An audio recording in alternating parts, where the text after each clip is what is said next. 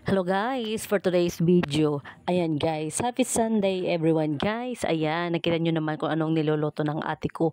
Yan ang tinatawag na paklay guys. O diba, kumakain ba kayo nyan guys? At syempre, hindi mawala yung ating kamuti at gabi guys. Ayan ang partner ng ating ulam guys. Ayan, alam nyo naman pag nasa bukid, ayan, kumakain ba kayo ng ano guys, kamuti at gabi o kaway-kaway dyan yung kumakain, yung paborito yung mga pagkaing probinsya guys. O di ba?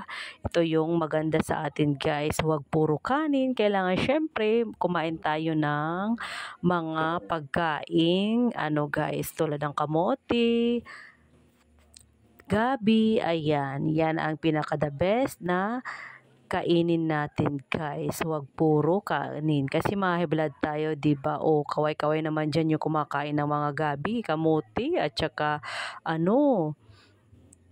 tawag nito, kamuting kahoy guys. Ayan, o diba? Iba talaga guys pag nasa bukid ka. Alam nyo naman, pag nasa bukid, lutong probinsya talaga guys. Ayan, at syempre meron tayong spaghetti, kamote. Ayan, binalatan na natin yung ating gabi. At syempre di mawala yung ating kanin.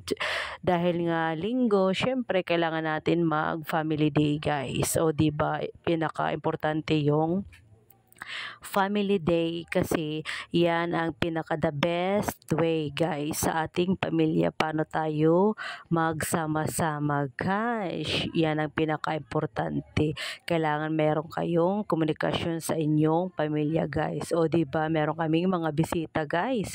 Huwag kayo, yung mga bisita namin guys ay mga export yan export yan sa pag-iinom ng tuba. Ayan na guys, natatawa ako guys dahil yung lolo ko guys, ayan nyo, tingnan nyo naman yung mukha niya, hindi maipinta dahil maasim daw ang tuba guys.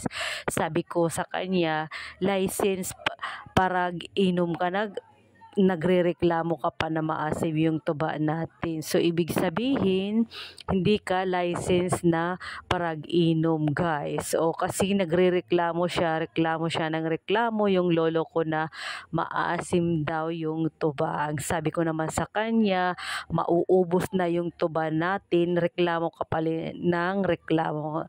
Huwag ka nang magreklamo, guys. Ay nako talaga guys. O di ba? Syempre